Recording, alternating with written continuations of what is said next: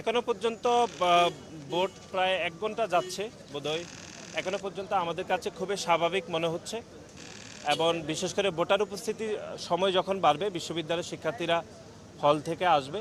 আর যারা অনাবাসিক শিক্ষার্থী তাদের বাসগুলো ইতিমধ্যে ঢাকা বিশ্ববিদ্যালয়ে প্রবেশ করছে।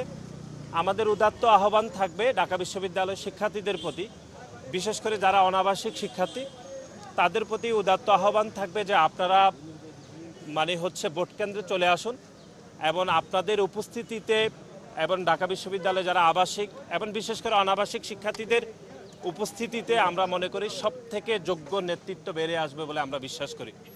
এবং গত 17 বছর ধরে যে বাংলাদেশের মানুষ ভোটাধিকার প্রয়োগ করতে পারেনি, বাংলাদেশের মানুষকে ভোট প্রদান থেকে বঞ্চিত করা হয়েছে, বিশেষ করে তরুণদেরকে যে সংক্ষুব্ধ করে রাখা হয়েছে, আমরা মনে করি আজকের এই ডাকসুর নির্বাচনের মাধ্যমে বাংলাদেশের মানুষ যে ভোট প্রদান করতে ইচ্ছুক তার একটি শুভ সূচনা আজকের এই ডাকসুর মাধ্যমে হবে বলে আমরা প্রত্যাশা রাখছি।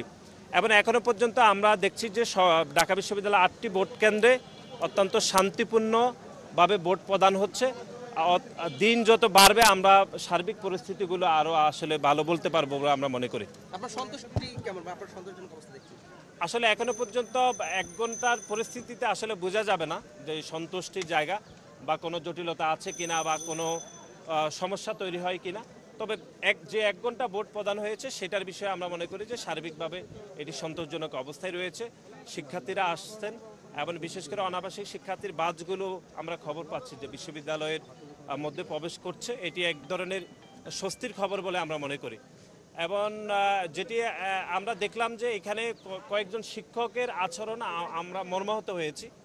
বিশেষ করে তারা একটি বিশেষ রাজনৈতিক দলের, আমরা যদি আরও স্পেসিফিক যদি বলি তাহলে তারা জামাত ইসলামের বিভিন্ন প্যানেলের পক্ষে তারা কাজ করছেন বলে আমাদের প্রাথমিকভাবে প্রতীয়মান হয়েছে। এবং তারা আমরা দেখেছি যে শিবিরের প্যানেলের ভিপি প্রার্থী সাদিক কায়েম যেরকম অভিযোগ করেছেন, আমরা দেখছি এই কেন্দ্রে একজন প্রক্টর রয়েছেন যে আমাদের সম্মানিত শিক্ষক মাহবুব স্যার, তিনিও সাদিক কায়েমের বাসায় তিনি একই অভিযোগ করেছেন, মানে জামাত ইসলামের মতো করে অভিযোগ করেছেন।